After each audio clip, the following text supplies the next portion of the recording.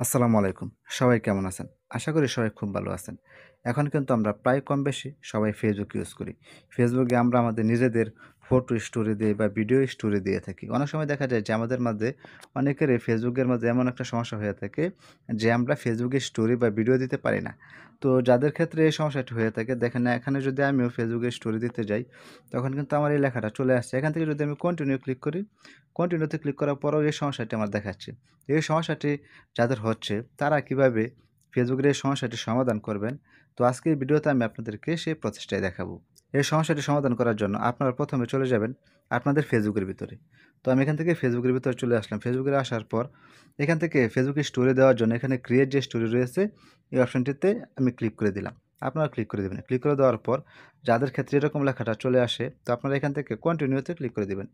কন্টিনিউতে ক্লিক করে দেওয়ার পরে এখানে দেখেন যে ২ টা অপশন চলে আসছে। একটা হচ্ছে নট নাও, আরেকটা হচ্ছে অ্যাপ সেটিংস। তো এই সমস্যাটির সমাধান করার জন্য আপনারা এখান থেকে অ্যাপ সেটিংসে ক্লিক করে দিবেন।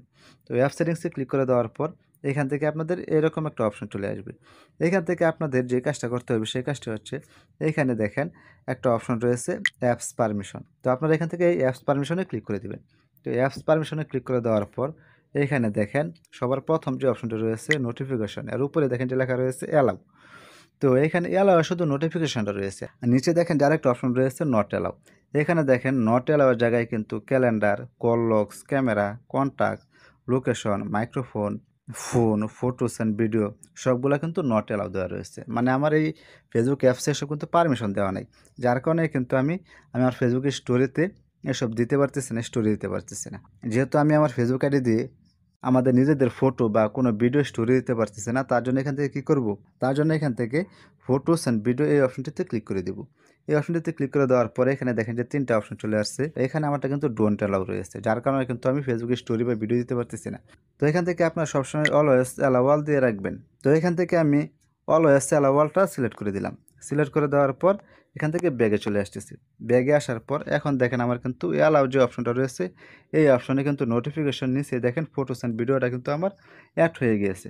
তো এখন যদি আমি ব্যাগে চলে আসি, ব্যাগে আসার পর এখন যদি আমি আমার ফেসবুকের ভিতরে প্রবেশ করি, আবার নতুন করে তো এখান থেকে মিনিমাইজ করে আমি আমার ফেসবুক অ্যাপসটাকে সরিয়ে নিলাম। সরিয়ে নেওয়ার পর এখন যদি আমি আবার ফেসবুকে ক্লিক করে দিই, ক্লিক করে দেওয়ার পর এখন যদি আমি ক্রিয়েট স্টোরিতে ক্লিক করি, ক্রিয়েট স্টোরিতে ক্লিক করে দেওয়ার পর এখানে কিন্তু আমার গ্যালারিটা চলে আসছে।